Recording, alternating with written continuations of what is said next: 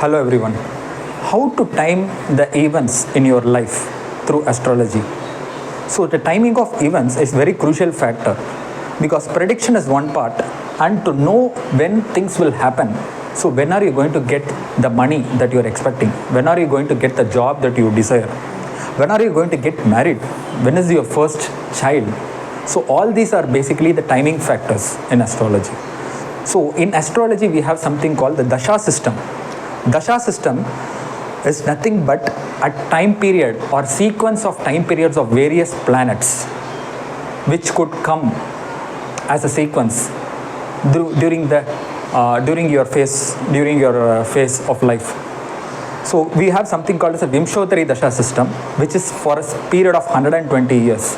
So each planet, the Navagrahas, the 9 planets, are going to take some amount of years to play a vital role in your life in bringing into action the events that are going to happen with greater accuracy and greater prediction, which makes us do a greater prediction with those dasha system of planets, because not all the planets are going to be lucky or favorable for you, because when you are going to run the time period of planets which are unfavorable or lucky, you are not going to see any improvements in your life. So it is always better to know which planet is going to be the luckiest planet that can give you that that can give you that sense of relief and a greater sign of going at whatever you want to achieve at what period of time. So let us go into this dasha system. So how this dasha system, as I said, is 120 years period system. Let's go little deep into it and to see what is the best time period for you according to your birth horoscope. So let's dive deep into it. So there are 12 zodiac signs in astrology which you might be aware. So similarly, as I said earlier, there are 12 ascendant signs. Ascendants are nothing but your lagna. In which lagna or in which ascendant are you born? For example, there are 12 ascendants. You could be born in any of these 12 ascendants. Suppose you say, like, if you are born in the Cancer ascendant sign, if you are a Cancer ascendant born, then you will have ascendant here. So this will be your reference. And each ascendant would be present for a duration of 2 hours in a day. So since having 12 zodiac signs and each ascendant being present for 2 hours, for in a day for 24 hours, you have all these 12 ascendants covered. So this ascendant becomes very important because many of us remember only your moon nakshatra and the moon sign. Moon nakshatra is important and moon sign is important, and ascendant is also very important. So this is what you need to understand in an horoscope. When somebody asks about your ascendant, which ascendant are you? You should be able to say Aries. I'm an Aries ascendant. I'm a Taurus ascendant. So this is the first part. Okay. Now let's go to the dasha system, which we already discussed. So dasha system is a total of 120 years, starting with sun. So your dasha could start with any of these planets because dasha depends on your moon sign. So moon nakshatra. So let's not worry about it. Let's see how many duration each planet is assigned according to this dasha system. Sun is assigned a period of 6 years.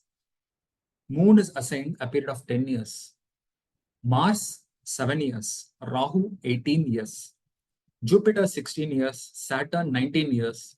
Mercury, 17 years. Ketu, 7 years. Venus, 20 years. Okay, again, after Venus, again, the dasha of sun would start.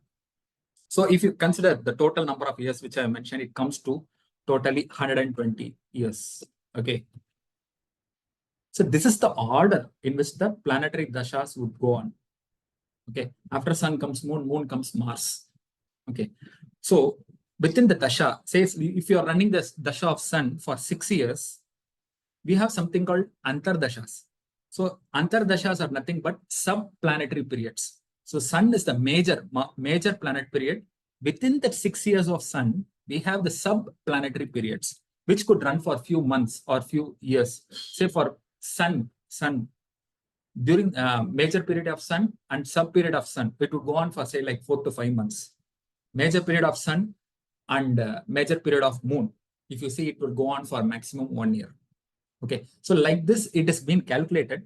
Let's not worry about the calculation. Just understand that Sun is the Mahadasha period. If you want to time a particular event, say you want to know when your marriage is going to happen. So marriage, when you go to an astrologer, the astrologer is not going to say that marriage will happen in these 6 years. Suppose you are running Dasha of Sun.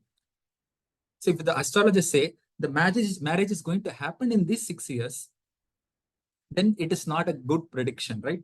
So is it 6 years? Within those 6 years, when is it exactly going to happen? Which will be your question, right? So the astrologer says within the period of Sun, in the sub period of Moon, for example, your marriage might happen. So the sub period of Moon would go on for 1 year. So the astrologer would say next year you are going to get married. You're going to tie the knot next year. So this is how the better prediction can be, because Antardasha will help you to pinpoint the events at a better accuracy. So within the Mahadasha, we have Antardashas. So even the Antardashas, if you start, whichever Mahadasha planet is running the Mahadasha, that planet would start the Antardasha. So Sun is the Mahadasha, Antardasha would be Sun. After that, Moon, Mars, Rahu. This is the order. This would not change. Next, after 6 years, you will start the Mahadasha of Moon, which would go on for 10 years. So within the Mahadasha of Moon, you will have Antardashas again. So since it's the Mahadasha of Moon is running the Mahadasha, the first Antardasha would again be Moon, just like how it was for Sun. And Moon, Mars, Rahu, you may remember that the order would be the same. Ketu, Venus, and then it would end with Sun. So similarly for Mars, Rahu, Jupiter. So this is the Antardasha. This is the Dasha system. Okay. So after having known all this, what is the main thing that you need to know? So are all the planets going to be lucky for you? Or is there any planet which is going to be harmful or which is not going to help you in any of your efforts that you put in to become great in your life? Okay, that's the most important part.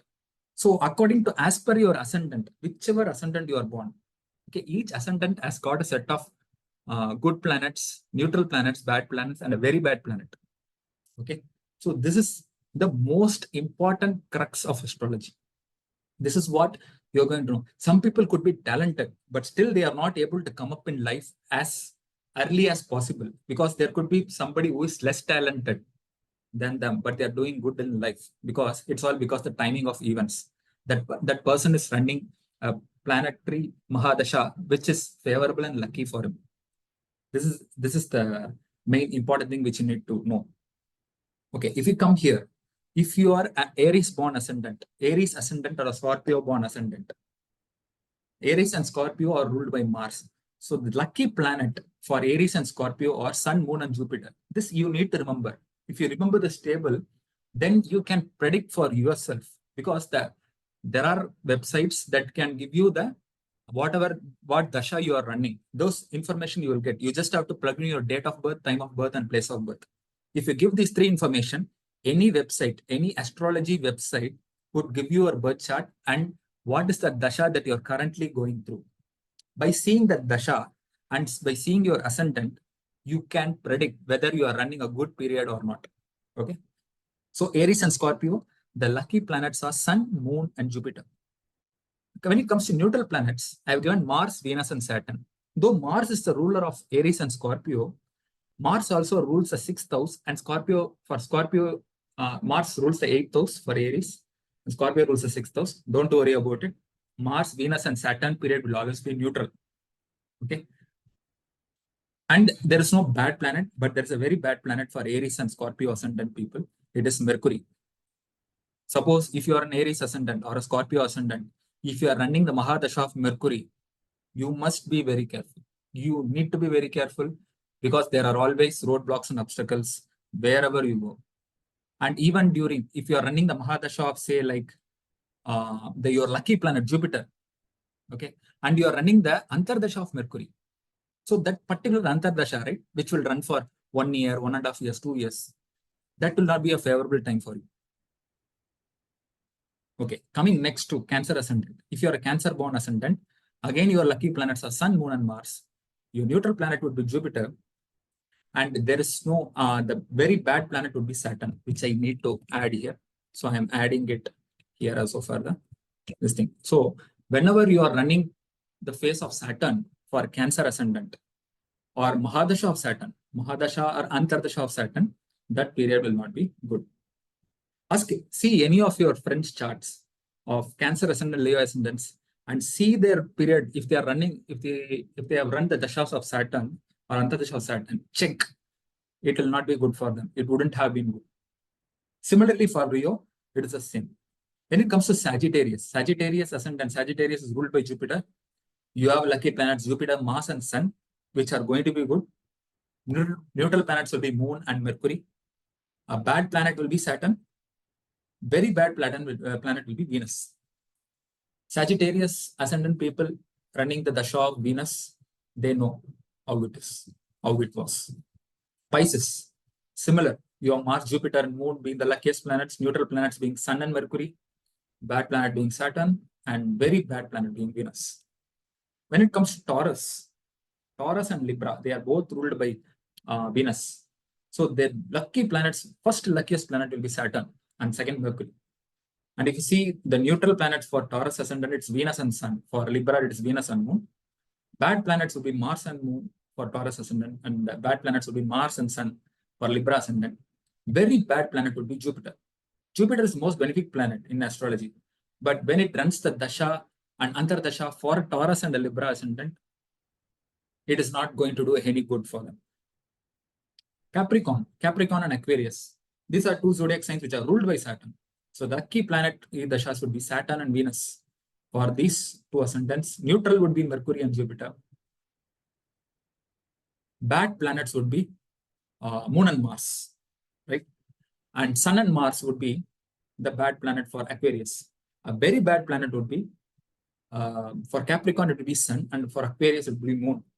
So these are the two planets. However, I missed here Gemini and Virgo. Gemini and Virgo are basically ruled by Mercury. So these people will have Venus, Saturn will be the lucky planets for them. You have the neutral planets would be Jupiter. Jupiter would be the neutral planet for them. Okay. And then Jupiter would be a neutral planet, and also Sun to a certain extent. Sun and Moon would be neutral. Okay. Very bad planet would be Mars for both ascendants. Mars would be the most devastating and bad planet for Gemini and Virgo ascendants. Okay. So, and also for lucky planet, you can include Mercury, because Mercury, it rules Mercury. We can add Mercury also. You ask any Gemini Virgo ascendant planet, any Gemini Virgo ascendant person who has run through the dasha of Mars or the dasha of Mars, you would say, he or she would say the difficulties, right? So this is how you have to predict the bad and good planetary periods. So during the good, what is the difference between a good planetary period and a bad planetary period? Good planetary period is like having a tree which is full of fresh fruits. Whenever you go near there, automatically the fruits would fall down on your lap as you go near. During the bad planetary phase, what happens is there will be less fruits on the tree. Even if you try to hit them, you will miss it and you will not get the fruits. Maybe you have to try 50 times, 100 times harder to eat one fruit. So that is the difference between a very bad planetary period, dasha period, with compared to a lucky planetary dasha period. I'm sure you all can understand what I'm trying to say. So go through this. If you are really interested in astrology, I would ask you to go through this system of Vimshodri Dasha system of astrology. It's very most interesting part. Okay. I will be giving you more videos on how to predict. So kindly go through these videos, and you have a lot of information on the internet as well. So good planets, bad planets, very bad planets, which you need to know to understand where you are and how is the situation around you to come up in life. So thank you. See you all in the next video.